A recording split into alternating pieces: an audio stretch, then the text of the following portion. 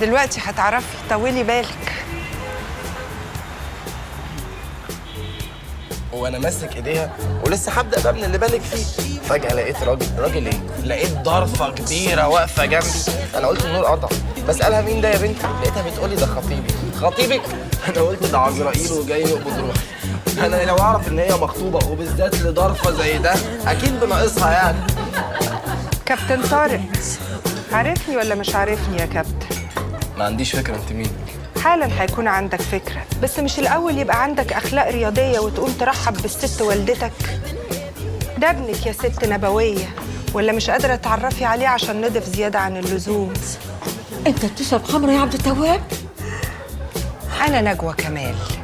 لازم تشتري العدد اللي جاي من المجلة بتاعتي، عاملين لك تحقيق صحفي هايل بالصور على مشوار نجاحك، عشان جمهورك يعرف قصة كفاحك من الساحة في بلدكو للبار يا عبد التواب. تعال عزمني على درينك.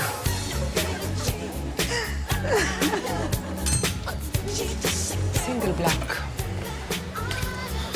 أنا لحد اللحظة دي بهزر معاك، لكن لازم تعرف إن ملفك الأسود عندي ومليان بلاوي. انت عايزه مني ايه؟ مش عارف أنا عاوزة منك إيه؟ وحياة أمك اللي قاعدة هناك دي أنت مش عارف أنا عاوزة إيه؟ عاطف ربيع مش كده؟ أديك فهمت. ما اقدرش اعمل حاجه معاه. تعترف اعترف بايه؟ إنك بعت له العربية. كده يبقى رحت في داهيه. في محضر اتعمل الصبح هيطلع على النيابه. تروح القسم الصبح وتغير أقوالك. الكلام ده لازم يخلص الصبح بدري.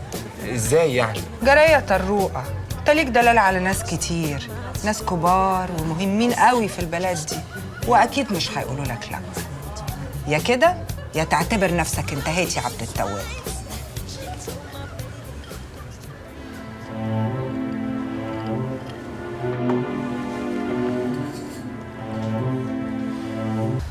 انا عارفة سبب دموعك دي،